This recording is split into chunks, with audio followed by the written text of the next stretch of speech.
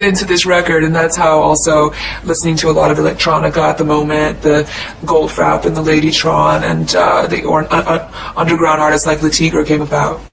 I recorded all of the music from home. I had all of the amazing artists that supplied their talents to this record come to the Red Lips room, which I named my studio, taken over from Ozzy Osbourne, which used to be the whole Osbourne house that they filmed the show in and everything. But he had an incredible studio set up in the back that I knew was a big selling point for me. I can just throw on my flip-flops and my sweatpants and go back there and create, which is fantastic. This album is different. I think it's obvious when you see the cover, the fact that it really goes in a more futuristic direction. When you listen to the music, you know, it's hard to pick. You'll see with all the single releases, everything has a different flavor and a different feel. You can't sort of define the album within one song. It's very versatile, and it goes through its whole journey of a storyline and fun moments and vulnerable moments. And much like my Stripped record, it reminds me of, you know, emotionally a lot of the places that I go, but in a very, you know, recovered and peaceful, fun place, you know. Being inspired to play more too from my son, being more in touch and comfortable with my initial pop roots from 10 years ago, Genie in a Bottle days, you know, to sort of tap into that, but in a much more sophisticated and mature manner. I've sort of taken elements of each and every previous record, and put it all into Bionic, coming full circle, and you know, the thread through the artwork and everything for Bionic is very strong and graphic, experimenting with a lot of strong blacks and metals and stones and whites and reds accents.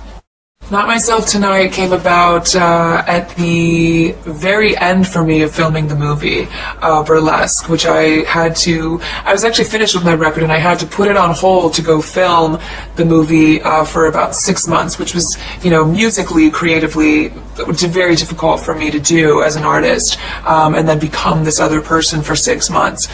So that was difficult for me at that time. And I had changed and grown and learned so much during the movie that by the time I was about a month into rapping, I reached out to producers and the label and said, you know, send me tracks, send me songs, I have new stories to tell, I want to write, I'm interested in possibly getting back in the studio and seeing what transpires, just because I'm freshly inspired and I have new things to say, and feeling a little not myself over the past, you know, 6 months, because I literally had to be someone else. I was ready to sort of break out of my skin and my cage and rebel a little bit against having to be a certain way per se. So almost in a way it tapped into referencing my dirty days in a way, but much more sophisticated and in a mature manner. Strong, sexy, fun, playful. Is there a specific song on the record that holds special meaning to you? You know, all the records are coinciding with particular moods that I have at different times of the day and week and month.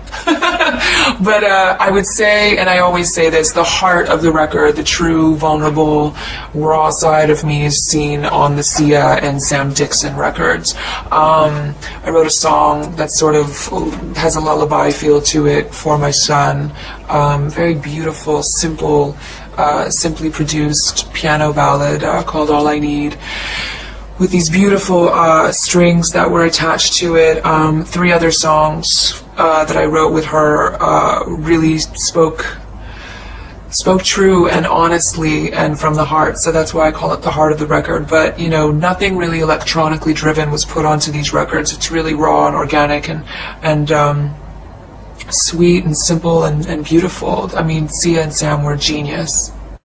I'm super, super excited to get back on the road again and go see all of my fans up close and personal, touring the world, getting newly inspired for whatever the next look and feeling and creation will come about and become in the middle of touring.